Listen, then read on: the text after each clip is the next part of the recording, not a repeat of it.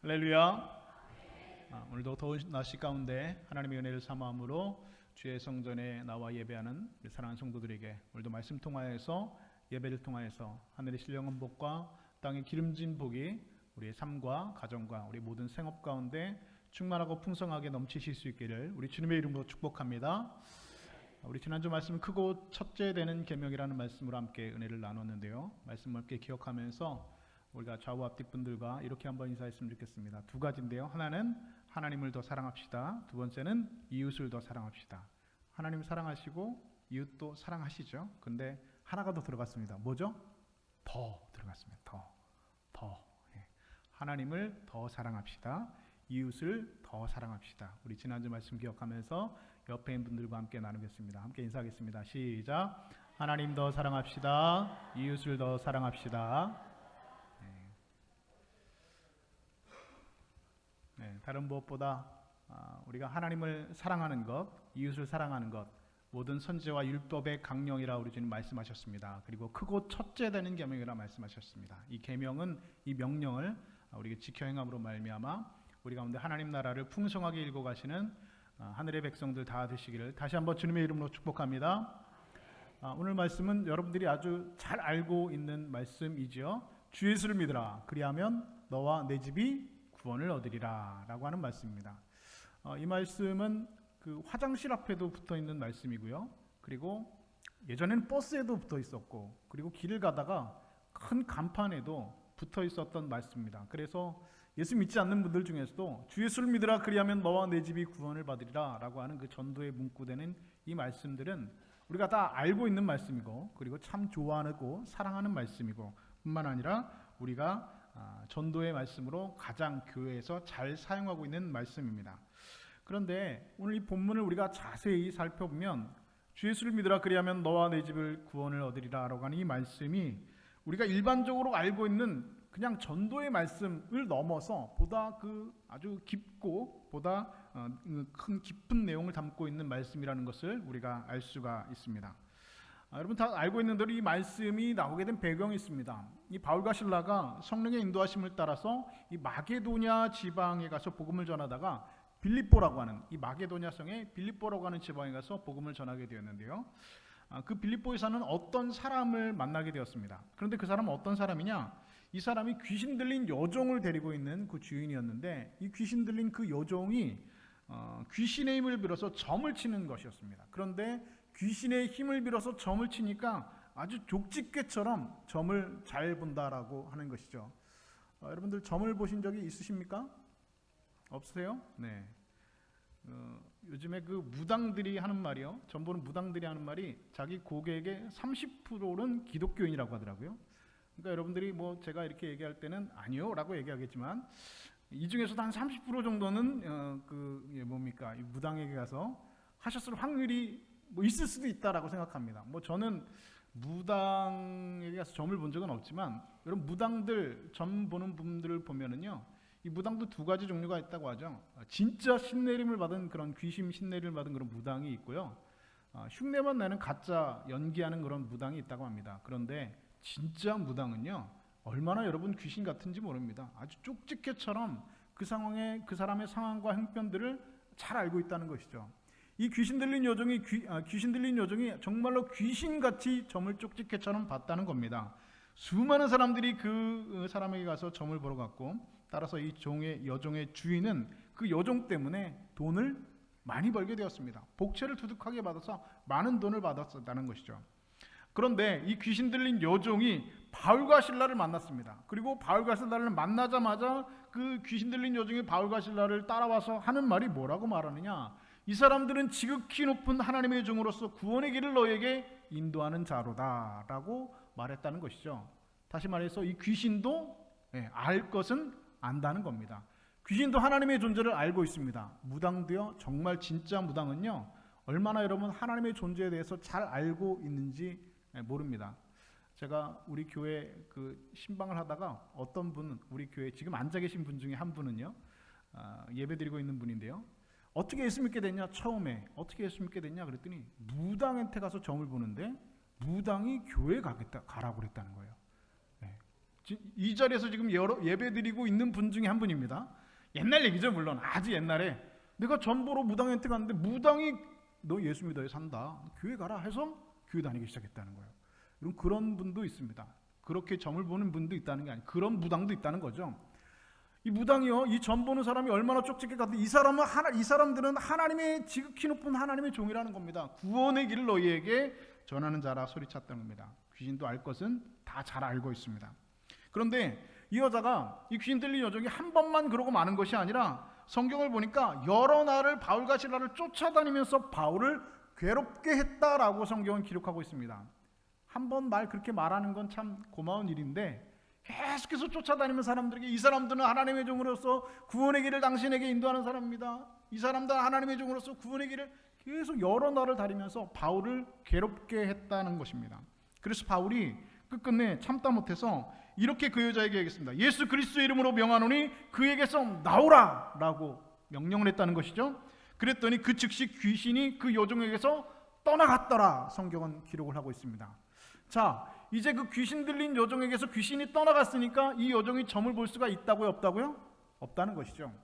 귀신의 힘을 빌어서 점을 쪽집게처럼 쳤었는데 귀신이 그 여자에게서 떠나갔습니다. 그러니까 이 여종은 더 이상 점을 볼 수가 없게 되었다는 것입니다.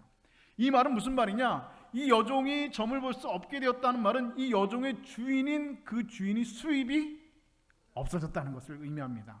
자, 한번 생각해 보시죠. 이 여종 때문에 그동안 수입이 짭짤했습니다. 수많은 사람들이 구름대처럼 모여들어서 이 여종에게 점을 받고 이 복채로 이 여종의 주인이 많은 돈을 챙기게 되었습니다. 그런데 이제 바울과 실라가 그 여종에게서 귀신을 내어 쫓으니까 수입이 끊기게 되었다는 것입니다. 한두 푼의 돈이 아닙니다. 많은 돈이었습니다. 그런데 수입이 끊기게 되니까 이 주인이 화가 나게 되었죠. 그래서 이 주인이 바울과 실라를 붙잡아서 관리들에게 넘겨주게 되었습니다. 그리고 무엇이라 말하느냐? 이 사람들은 이상한 풍속을 전해서 사람들을 미혹하는 자라라고 하는 누명을 씌워서 바울과 실라를 관리들에게 고발했다는 것이죠.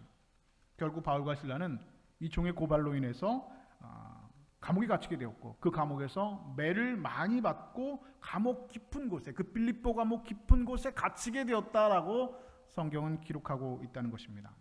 그런데 그 감옥에서 바울과 실라가 많이 맞았다는 겁니다. 옷벗김을 당했다는 겁니다. 수치를 당했다는 겁니다. 얼마나 억울한 일입니까? 잘못을 해서 감옥에 갇힌 것이 아닙니다. 복음 전하다가 귀신을 내어 쫓는 이런 하나님의 사역을 하다가 억울하게 누명을 뒤집어 쓰고 감옥에 갇혔습니다. 그렇다면 누구라도 하나님 앞에 섭섭할 법하죠. 아니, 하나님, 내가 죄를 지은 것도 아니고 누구 사람을 때린 것도 아니고 잘못을 한 것도 아니고 복음 전하다가 귀신을 내어 쫓다가 이렇게 죄를 감당했는데 감옥에 갇히게 되다니요, 하나님 너무하신 것 아닙니까? 라고 섭섭할 수도 있죠. 그런데 바울과 실라는 그 밤에 그 감옥에서 뭘 했다고요? 찬송을 했다는 겁니다. 기도를 했다는 겁니다. 그런데 그 기도와 그 찬송 소리가 얼마나 컸던지 죄수들이, 그 감옥에 갇혀있던 죄수들이 들을 정도로 기도하고 찬송했다는 겁니다. 묵상 기도했다는 게 아니죠. 찬송을 가만히 이렇게 그냥 했다는 게 아닙니다. 얼마나 큰 소리로 찬송했던지, 얼마나 큰 소리를 기도했던지 그 감옥에 함께 갇혀있던 죄수들이 그 바울과 실라가 하는 기도와 찬송 소리를 다 들었다고 성경은 기록하고 있습니다. 그런데 그 밤에 감옥이 갑자기 흔들리기 시작했습니다. 큰 지진이 났다는 것입니다. 그리고 그 지진으로 인해서 모든 감옥의 그 문들이 다 열려지게 되었다라고 성경은 기록하고 있습니다. 그러자 깜짝 놀란 간수가 감옥문이 열려진 것을 보고 바울과 실라가 도망했다고 생각했다는 것이죠. 내가 이렇게 중요한 죄수들을 놓쳤으니까 내가 이 벌을 내가 피할 길이 없다. 차라리 내가 여기서 그냥 죽는 게 낫다라고 생각하고 간수가 그 자리에서 칼을 빼서 자결하려고 했다는 겁니다. 그러자 그때 바울이 큰 소리를 외쳐서 그 간수에게 소리 지릅니다. 내 몸을 상하게 하지 말라. 우리가 다 여기에 있노라 라고 그 간수에게 큰 소리로 외쳤습니다. 그런데 간수는 그 바울의 소리를 듣고 거기에서 커다란 충격을 받게 됩니다. 이루 말할 수 없는 충격을 그가 받게 되었다는 것이죠. 여러분 한번 보시죠. 사실 바울과 실라는요, 언제 죽어도 이상한 사람들이 아닙니다. 이 사람들은 어느 날 갑자기 면회왔습니다라고 사형장에 이끌려서 언제 끌려가서 죽을지 알지 못하는 사람입니다. 내일을 보장받지 못하는 사람입니다. 그런데 그들에게 유일한 희망이 있다고 한다면 무엇입니까? 이 감옥에서 나가는 겁니다. 이 감옥에서 도망치는 것, 이 감옥에서 나가는 것이 바울과 실라에게는 유일한 희망이 됩니다. 그런데 지금 절호의 기회가 찾아왔습니다. 지진이 나서 옥문이 다 열려지게 되었습니다.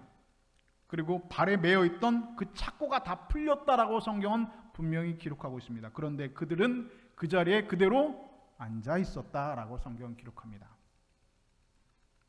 그 순간 간수의 머릿속은 큰 충격과 혼란에 휩싸이게 되었습니다. 도대체 저 사람들은 누구일까? 도대체 저 사람들은 정체가 뭘까? 간수는 지금 자신이 지금껏 가지고 있었던 세상을 살아가던 모든 가치체계가 통째로 흔들리는 혼란을 지금 경험하고 있는 것입니다. 그럼 모든 인간은 합리적인 존재입니다. 합리적이라고 하는 말은 어떤 일과 일의 시작과 끝이 분명하게 맞아떨어지는 것을 우리는 합리적이라고 말합니다. 그리고 대부분의 인간, 그리고 모든 인간들은 합리적인 사고를 하면서 살아가고 있습니다. 간수 역시 매우 합리적인 사고방식을 가지고 있었던 사람이었습니다. 그래서 그의 합리적인 사고에 의하면 감옥에 갇혀서 언제 죽을지 모르는 사람이 감옥문이 열렸다면 도망가는 것이 합리적인 것이죠. 여러분 그렇지 않습니까? 합리적인 사고에 의하면 감옥에 갇혀 있는 사람 감옥문 열리면 어떻게 하는 것이 합리적입니까? 도망가는 게 합리적인 것이죠. 그게 맞는 겁니다. 합리적인 겁니다. 그래서 간수는 당연히 바울과 실라가 감옥문이 열렸으니까 다 도망갈 것이라 생각했다는 것이죠. 그래서 내가 이 간수들을, 이 죄수들을 다 놓쳤으니까 칼을 빼서 차라리 자결하라고 했다는 것입니다. 그래서 간수는 당연히 이 바울과 실라가 도망갔으니까 이 간수는 열린 감옥 안에 들여다보지도 않고 칼을 빼서 자결하라고 했다는 것입니다. 그런데 여기에 인간이 갖고 있는 합리적인 사고를 뛰어넘는 사람들이 있었습니다. 그들은 죽음 앞에서도 태어나고 죽도록 매를 맞아도 밤새워 찬송하고 기도하는 사람들이었습니다. 감옥문이 열려도 도망할 줄 모르는 사람들이었습니다. 여기서 간수는 그가 지금까지 가지고 있었던 합리적인 가치체계가 통째로 흔들리는 혼란을 가져왔습니다. 간수의 입장에서 볼 때 여러분 어떻습니까? 바울과 실라는 자기가 사는 세상과는 전혀 다른 세상에 살고 있는 사람이었습니다. 도대체 이렇게 억울하게 매를 맞고도 찬송하는 저 사람들은 누구란 말인가? 도대체 이렇게 발에 착고를 차고도 큰 소리로 기도하는 저 사람들은 과연 누구란 말인가? 감옥문이 열렸는데도 도망갈 줄 모르고 여유있게 앉아있는 저 사람들은 도대체 어떤 세계에 살고 있는 사람들이란 말인가? 그래서 간수는 한 가지 결론을 내리게 되었습니다. 이 사람들은 내가 알지 못하는 전혀 다른 세계 속에 살고 있는 사람이구나. 내가 살고 있는 세계와는 차원이 다른 세계 속에 살고 있는 사람들이구나 라고 하는 결론에 내리게 되었다는 것이죠. 그래서 그 자리에서 간수는 바울과 실라 앞에 무릎을 꿇었습니다. 그리고 묻습니다. 선생님들이여, 내가 어떻게 하여야 구원을 얻을 수 있겠습니까? 여기서 이 질문은 우리가 이렇게 생각해 볼 수가 있죠. 내가 어떻게 하여야 당신들이 사는 세계 속에 들어갈 수 있겠습니까? 내가 어떻게 해야 당신들이 살고 있는 그 가치 세계 속에 내가 편입되어서 살 수 있겠습니까? 라고 묻는 것입니다. 그 질문에 바울은 이렇게 대답합니다. 주 예수를 믿으라. 그리하면 너와 내 집이 구원을 얻으리라. 할렐루야. 여러분 이 사건은 우리의 믿음의 본질에 대해서, 오늘 우리의 믿음의 본질이라고 하는 것에 대해서 다시 한번 생각하게 만들어줍니다. 우리는 믿음을 우리가 지금 살고 있는 이 현실 세계에 국한하면서 살아가고 있습니다. 다시 말해서 우리의 오늘 믿음이라고 하는 것은 우리의 믿음을 우리가 살고 있는 이 현실 세계에 국한해서 사고하고 우리가 살고 있는 이 현실 세계에 국한해서 우리가 믿음을 국한하면서 살아가고 있다는 것이죠. 우리 생각에는 예수 믿으면 감옥에 갇혀 있다가도 풀려나야 된다고 생각합니다. 우리 생각에는 예수 믿으면 병에 걸렸다가도 나아야 되고 예수 믿으면 실패했다가도 다시 일어서야 된다고 생각합니다. 우리는 예수를 믿는 것은 현실에서 잘 되고 복을 받는 것으로 우리는 국한하면서 살아가고 있습니다. 예수 믿는 것은 이 세상에서 살면서 잘 먹고 잘 살고 복 받으면서 잘 사는 것이 우리는 복이라고, 그것이 오늘 우리는 믿음이라고 국한하면서 살아가고 있습니다. 만약 이런 믿음을 가지고 있다면 우리들은 아직 믿음의 초보 단계를 벗어나지 못한 것임에 분명합니다. 여러분 매년 우리 뉴스를 보시면 그런 뉴스를 보게 되죠. 안타까운 뉴스를 보게 되는데 학교 다니는 학생들이 시험 성적이 떨어졌다고 자살했다고 하는 그런 안타까운 우리 뉴스를 매년 보게 됩니다. 한두 명이 아니죠. 잊을만 하면 또 그런 뉴스를 보게 되고 잊을만 하면 또 그런 안타까운 뉴스들을 우리는 보곤 합니다. 여러분, 그렇게 시험 성적이 떨어졌다고 자기 목숨을 스스로 끊었다라고 하는 그런 뉴스들을 보게 된다면 여러분 어떤 생각이 드십니까? 아, 그래, 죽을 만하지, 시험 성적 떨어졌으면 죽어야지, 여러분 그런 생각 드십니까? 그렇지 않죠. 우리는 그렇게 생각하지 않습니다. 여러분들도 경험하셨겠지만 학교 다닐 때에는 점수 몇 점 더 맞는 것, 그게 여러분 그렇게 학생들에게는 중요하게 여겨집니다. 시험 문제 하나 더 맞는 것 때문에 세상을 다 얻은 것 같기도 하고, 아는 문제 틀린 거 하나 때문에 억울해서 잠을 못 자고 밥맛도 없고 하는 것이 여러분 학생 때의 일입니다. 어렸을 때는, 학생 때는 시험 점수가 인생에서 가장 중요하고 심각한 문제임에 틀림이 없습니다. 그런데 여러분, 지금도 그렇습니까? 지금은 그렇지 않죠. 아직도 옛날 학교 다닐 때 시험 잘못 본 것 때문에 여러분 입맛이 없고, 아직도 여러분 시험 성적 하나 옛날에 달 틀린 것 때문에 여러분 잠 못 주무시고 하는 분들 없다는 겁니다. 지금은 그때 그랬던 것이 전혀 문제가 되지 않습니다. 옛날에 여러분 학교 다닐 때는 시험 성적 중요하죠. 시험 성적 하나 더 맞고 틀리는 것 때문에 세상이 왔다 갔다 하는 것처럼 느껴집니다. 그런데 지금은 그렇게 생각하지 않습니다. 살아보니까 문제 하나 더 맞고 틀리는 것, 시험 성적 올라가고 내려가는 것, 그게 인생에서 그렇게 중요한 문제가 아니라는 것을 이제는 알고 깨닫게 됩니다. 살다 보면, 학교를 졸업하고 그리고 인생을 살아가다 보면 그게 그렇게 중요한 것은 아니었다라는 것을 이제는 안다는 것입니다. 그래서 안타깝게 학생들이 목숨을 스스로 끊었다라는 뉴스를 보면 여러분 어떤 생각이 듭니까? 그래, 시험 성적 떨어지면 죽을 만하지라는 생각이 드는 게 아니라 그거 그럴 필요가 없는데, 그때는 그게 이렇게 중요하지만 인생을 살아오면 시험 문제 하나 더 맞고 시험 성적 떨어지고 올라가는 거 그렇게 인생에서 중요한 게 아닌데라는 것을 이제는 우리가 알고 있다는 것입니다. 그런데 그때는 그거를 몰라요. 그때는 그것을 깨닫지 못합니다. 만약에 그걸 알았으면 스스로 목숨을 끊었겠습니까? 그렇지 않았겠죠. 어렸을 때는, 인생을 모를 때는 시험 성적 때문에 인생이 왔다 갔다 하는 것 같습니다. 시험 성적 하나에 목숨이 왔다 갔다 하는 것 같습니다. 그런데 하는 것 같을 뿐입니다. 나이가 들수록 사람은 점점 더 많은 세계를 경험하게 되고, 어렸을 때 그렇게 심각하게 생각했던 것들을 사실은 아무것도 아니었다라는 것을 이제는 깨닫게 됩니다. 마찬가지입니다. 이런 믿음이 연약한 사람은 자신의 믿음을 이 세상에, 내가 지금 살고 있는 이 세상에 국한하며 살아갑니다. 누구는 예수 믿어서 자사가 잘 된다는데 나는 왜 이렇게 맨날 예수 믿어도 안 될까? 누구는 예수 믿어도 감기 한 번 안 걸렸는데 나는 왜 열심히 신앙생활 하고 있는데 이렇게 몸이 맨날 골골할까? 누구는 이렇게 어떻고 어떻다는데 나는 왜 예수 믿는데 왜 그런 일들이 일어나지 않을까? 라는 생각들, 이런 생각을 하게 된다는 것이죠. 믿음을 내가 살고 있는 지금의 이 현실 세계에 국한하며 살아갑니다. 그러나 믿음이 자라고 커지면 커질수록 이 세상의 일은 아무것도 아니라는 사실을 깨닫게 됩니다. 여러분, 믿음이라는 것은 이 세상을 뛰어넘는 세계에 사는 것이라는 것을 알게 된다라고 하는 것입니다. 여러분, 그렇습니다. 믿음은요, 이 세상을 뛰어넘는 겁니다. 지금 내가 살고 있는 이 세상을 뛰어넘는 것이 여러분 오늘 우리의 믿음의 본질이라는 사실 기억하시는 여러분 되실 수 있기를 주의 이름으로 축복합니다. 다니엘의 세 친구 사드락과 메삭과 아벳느고 우상에게 절하지 않았다고 해서 풀무불에 집어넣겠다는 협박을 받게 됩니다. 그러나 이 세 친구는 이렇게 말합니다. 우리는 결코 왕의 명령을 따르지 않을 것입니다. 우리를 풀무불 속에 던져 넣는다 할지라도 하나님께서 우리를 건져내실 것입니다. 그러나 그리 아니하실지라도 우리는 절대로 당신의 명령을, 왕의 명령을 따를 수가 없습니다. 우리는 흔히 생각하길 이 세 친구가 하나님을 향한 그런 일편단심을 보시고 하나님께서 이 세 친구를 구해 주셨다라고 우리는 생각하고 그렇게 이야기합니다. 물론 이것이 틀린 말은 아니지요. 그런데 사실은 이보다 더 깊은 뜻이 있다는 것입니다. 당신들이 우리들의 목숨은 빼앗을 수 있다.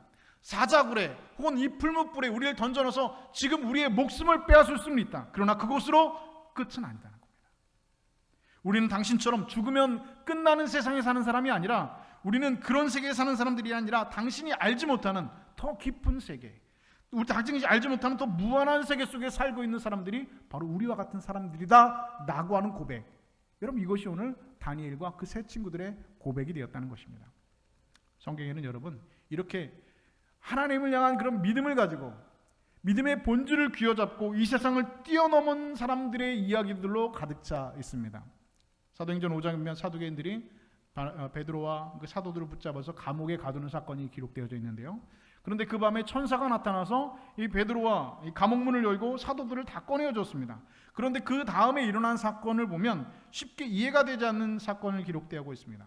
천사가 여러분 와서 감옥에서 꺼내 주었으면 그 다음에는 붙잡힌 일이 없도록 해야 되는 것이 맞는 것이죠. 그런데 그 다음에 보면 이상하게도 사도들은 또다시 붙잡혀 갑니다. 그리고 또다시 감옥에 갇히고 또다시 채찍에 맞는다는 것입니다. 그런데 이것을 보고 성경 사도행전 5장 41절은 이렇게 증언합니다. 사도들이 그 이름을 위하여 능욕받는 일에 합당한 자로 여기심을 기뻐하면서 공회 앞을 떠나니라. 어떻게 여러분 감옥에 갇히고 어떻게 여러분 채찍에 맞으면서 기뻐할 수 있겠습니까? 그런데 사도들은 그렇게 했다는 겁니다. 여러분 이것을 우리는 이해할 수가 없습니다. 우리의 믿음을 현실 속에 국한하며 사는 사람들은 절대로 이 사도들의 행동을 이해할 수가 없습니다. 어떻게 그 사람들이 그 가운데서도 기뻐할 수 있을까? 우리는 이해할 수가 없습니다. 그들은 전혀 다른 세계에 살고 있는 사람들이었기 때문에 그렇습니다. 그렇기 때문에 이 세상에 믿음이 국한되어 사는 사람들은 전혀 다른 세상 속에 살고 있는 사람들의 가치체계와 그들의 사고체계를 이해할 수가 없다는 겁니다. 또한 사도행전 7장 보면 초대교회에 스데반 집사의 설교가 기록되어져 있습니다. 제가 알고 있는 한 이 스데반처럼 설교를 잘하는 사람이 없습니다. 성경 전체에 수많은 설교자들의 설교문들이 기록되어져 있지만 베드로의 설교문도 기록되어져 있고 많은 사람들의 설교가 기록되어져 있지만 제가 알고 있는 한 이 스데반처럼 설교를 잘하는 사람이 없습니다. 스데반 집사요, 여러분 이스라엘의 역사를 관통해서 꿰뚫어 볼 줄 아는 사람이었습니다. 그의 설교를 보면 그의 설교가 얼마나 깊이가 있는지 알지 못합니다. 그런데 무식한 베드로가 설교할 때는요, 그 베드로의 설교에 5,000명이 회개했다고 기록하고 있죠. 그런데 그렇게 잘했던 이 스데반의 설교가 했는데도 아무도 그 설교를 듣고 회개했다는 기록이 없습니다. 오히려 스데반의 설교를 했을 때 뭐 했다고요? 사람들이 돌로 던졌다는 겁니다. 그리고 스데반이 그 돌에 맞아 죽었다는 것이죠. 돌에 맞아 죽으면 스데반이 뭐라고 하나님 앞에 기도합니까? 하나님, 이 사람들의 죄를 저들에게 돌리지 마옵소서. 죽으면서 스데반은 돌에 맞아 죽으면서 이렇게 하나님 앞에 기도했다는 것입니다. 여러분 어떻게 자신을 돌로 쳐서 죽이는 사람들을 위해서 여러분 이렇게 기도할 수 있습니까? 믿음을 이 현실 세계에 두고 사는 사람은 이 스데반의 이 가치체계, 그가 살고 있는 세계에 대한 그의 사고체계를 절대로 이해할 수가 없습니다. 그는 이미 이 세상을 초월한 세상에 살고 있는 사람이었기 때문에 가능했던 일입니다. 비록 육신을 입고 그가 이 세상에 살기는 했지만 이 세상보다 훨씬 더 넓고 이 세상보다 훨씬 더 높은 세계에 살고 있는 사람이었습니다. 그래서 그는 죽으면서 하늘을 우러러보면서 하나님 앞에 그렇게 기도할 수 있었다는 것입니다. 이것이 여러분 주 예수를 믿으라 라고 하는 말의 의미가 되는 것입니다. 여러분 예수를 믿는다는 것은 무엇입니까? 여러분 예수를 믿는다는 것은 여러분 무엇이라고 생각하며 사십니까? 여러분 예수를 믿는다는 것은 이 세상을 뛰어넘는 것입니다. 지금 우리가 살고 있는 이 현실 세계, 우리가 살고 있는 이 땅의 세상의 가치체계를 뛰어넘는 것입니다. 이 세상을 뛰어넘어서 지금보다 훨씬 더 넓은 세계, 훨씬 더 깊은 세계가 있다라고 하는 것을, 그리고 그 세계 속에 들어가서 그 세계 속에 살아가고 그 세계 속에서 생각하고 그 세계 속에서 가치체계를 훈련받으며 사는 것이 여러분 오늘 우리 믿음이라고 하는 생각의 여러분 본질이 되어진다는 것입니다. 오늘 여러분은 어떤 세계 속에 살고 계십니까? 여러분은 어떤 세계 속에 지금 살아가고 계십니까? 오늘 여러분의 믿음이 현실 세계에 국한하면서 살아가고 계십니까? 아니면 이 현실을 뛰어넘어서 이 세상과 전혀 다른 차원의 세계 속에 여러분은 살아가고 계십니까? 오늘날 기독교가 힘을 잃어가고 있는 이유가 있다고 합니다. 그것은 바로 오늘날의 기독교가 이 세상을 뛰어넘지 못하기 때문입니다. 예수를 믿기는 믿는데 그 믿음의 목표가 이 세상에 머물러 있기 때문에 그렇습니다. 하늘에 속한 것을 바라보지 못하고 땅에 있는 것에 속하여서 그것만 바라보기 때문에 이 세상을 뛰어넘지 못한다는 것입니다. 우리가 가지고 있는 기독교 신앙, 여러분이 가지고 있는 기독교의 믿음은 내세적입니다. 내세적이라는 말은 여러분 오해하시면 안 됩니다. 내세적이라는 말은 죄 많은 이 세상은 내 집 아니고 오직 나는 천국 백성이니까 현실을 덮여오면 살아간다라는 의미가 절대로 아닙니다. 내세적이라는 말은 우리가 알고 있는 이 세상보다 더 큰 세계, 훨씬 더 깊은 세계, 훨씬 더 초월적인 세계가 있다라는 것을 아는 것, 이것이 여러분 내세적인 신앙입니다. 그래서 주 예수를 믿으라는 말씀은 지금 내가 알고 있는 것이 전부가 아니다. 내가 살고 있는 세계가 전부가 아니다. 내가 알지 못하는 놀라운 세계, 내가 경험하지 못했던 훨씬 더 깊고 놀라운 초월적인 세계가 있다. 그러니 주 예수를 믿으라. 그리하면 너도 그 세계로 들어가게 될 것이다 라고 하는 것이 오늘 주 예수를 믿으라. 그리하면 너 안에 구원을 얻으리라는 말의 진정한 의미가 되어진다는 것입니다. 그럼 예수님께서는 이렇게 말씀하셨죠. 누구든지 오른뺨을 치고자 하는 자는 어떻게 해라? 왼뺨도 돌려대라. 여러분 이것을 할 수 있습니까? 누가 오른뺨을 탁 쳤는데 왼뺨도 탁 돌려대라. 이것은 여러분 예수님께서 비유로 하신 말씀이 결코 아닙니다. 그렇죠? 예수님께서 상징적인 의미로 하신 말씀도 결코 아닙니다. 직설법입니다. 누구든지 너희 오른뺨을 치면 왼뺨도 돌려대라는 겁니다. 예를 들어서 여러분이 어떤 교인에게 참 잘해줬습니다. 그 이유는 그 사람이 그리스도 안에서 한 형제 자매이기 때문에 그 사람에게 참 잘해줬습니다. 잘 챙기고 생일도 챙기고 또 시간 나면 불러서 밥도 사주고 또 그 사람의 선물도 사주고 최대한 그 사람들에게 친절을 베풀고 그 사람에게 그리스도의 사랑으로 참 그 사람을 사랑해 주었습니다. 그런데 그 사랑을 받았던 그 사람, 생일 선물 받았던 그 사람, 밥 얻어먹었던 그 사람이 돌아다니면서 이렇게 말하고 다닙니다. 아무개가 돈 많다고 자랑하려고 나를 끌고 다닌다. 이렇게 소문을 내고 다닌다는 거예요. 아니 나는 그리스도의 사랑으로 그 형제와 자매를 좀 섬기고 친절을 베풀고 생일 선물 주고 밥 사주고 그렇게 친절을 베풀었는데 돌아오는 소문은 뭐냐? 야, 쟤가 돈 많다고 나 자랑하려고 나 끌고 다닌다. 그렇게 소문이 났다는 거예요. 여러분 기분이 어떻습니까? 뒤통수 맞은 느낌이죠. 야, 뭐 이런 사람이 다 있나? 그래서 한 대 그냥 정말로 쥐어받고 싶지만 그래도 그리스도의 사랑으로 꾹 참고 기도하면서 더 잘해줍니다. 더 위에 그 사람을 위해서 기도하고 또 밥도 사주고 또 그 사람의 생일 선물도 챙겨주고 더 열심히 그들을 섬깁니다. 그런데 이번에는 또 이런 말이 들어옵니다. 아무개가 이번에 권사 투표할 때 자기 밀어달라고 나를 돈으로 매수하려고 한다. 이런 소문이 또 들어오는 겁니다. 이런 말을 한 번 더 들을 수 있느냐는 말입니다. 제가 여러분 예를 들어서 말씀드린 건데요. 제가 지금 예를 들어서 말씀드리는 말씀은 여러분 실제로 제가 이전에 사역했던 교회에서 있었단 말입니다. 어떤 권사님이 가슴을 치면서 하면서 목사에게 상담했던 말입니다. 목사님, 내가 이랬는데 나한테 돌아온 말은 나కి 돈 자랑하라고 나를 끌고 다닌다. 나 권사 투표하는데 나를 밀어달라고 나를 돈으로 매수하려 한다고 그 사람이 얘기하고 다닌다는 겁니다. 펑펑 울면서 얘기합니다. 이럴 때 목사님 어떻게 됩니까? 라고 저렇게 얘기하는 겁니다. 실제로 있었던 일입니다. 그런데 여러분 이런 일들이 오늘날 여러분 교회 안에 없겠습니까?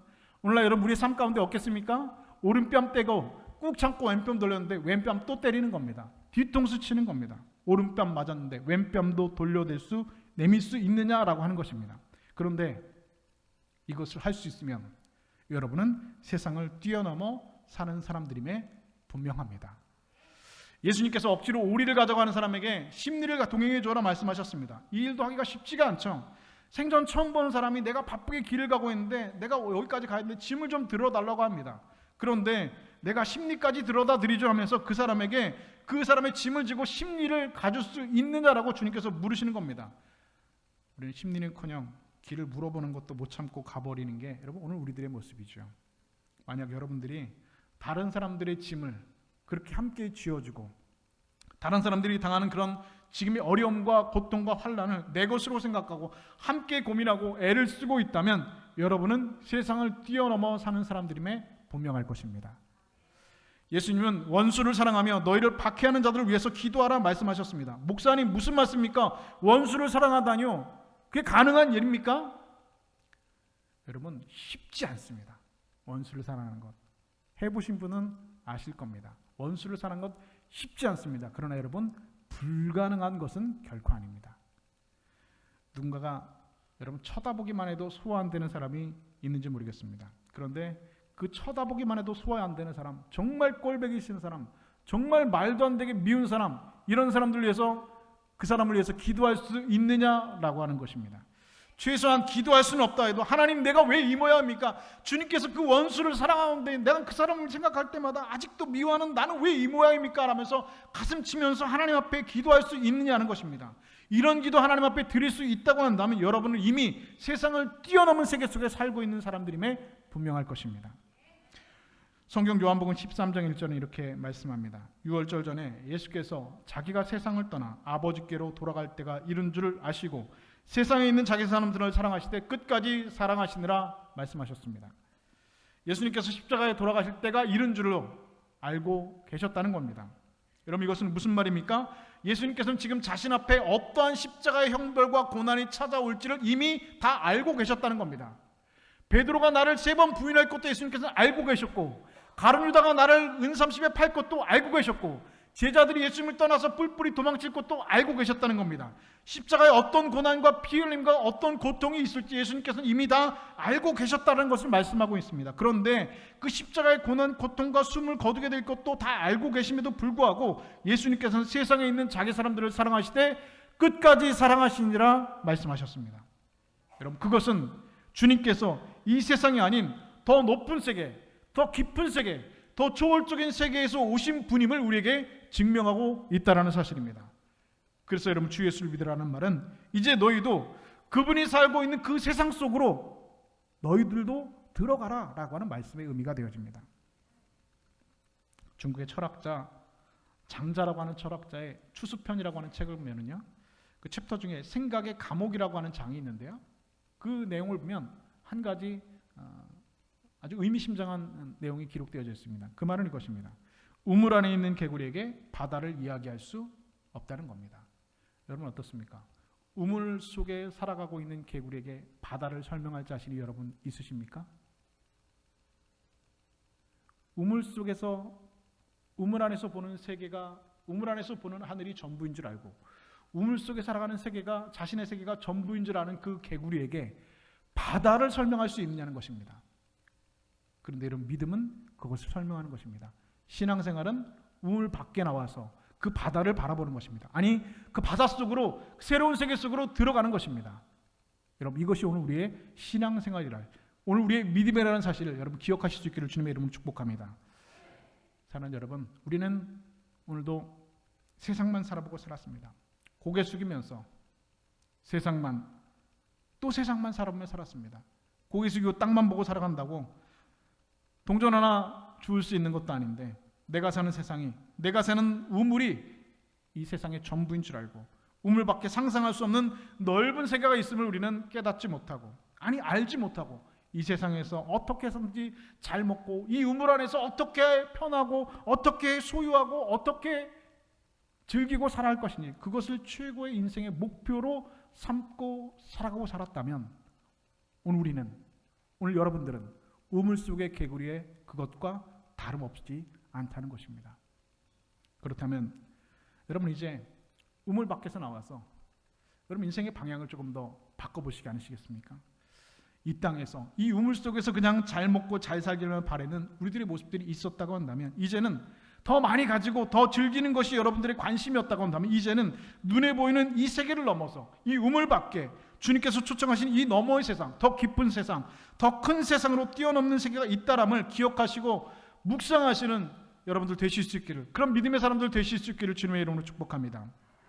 다시 말씀드립니다. 믿음이라는 것은 이 세상을 뛰어넘는 세계에 사는 것입니다. 그렇게 이 땅을 살지만 고개 숙이고 이 땅만 바라보지 마시고 눈을 들어서 하늘을 바라보시면서 더 큰 세계, 이 세상을 뛰어넘는 그 믿음으로, 믿음의 세계에 들어가셔서 주와 함께 동행하시는 믿음의 사람들로 살아가시는 저와 여러분들 다 되실 수 있기를 우리 주님의 이름으로 간절히 축원드립니다.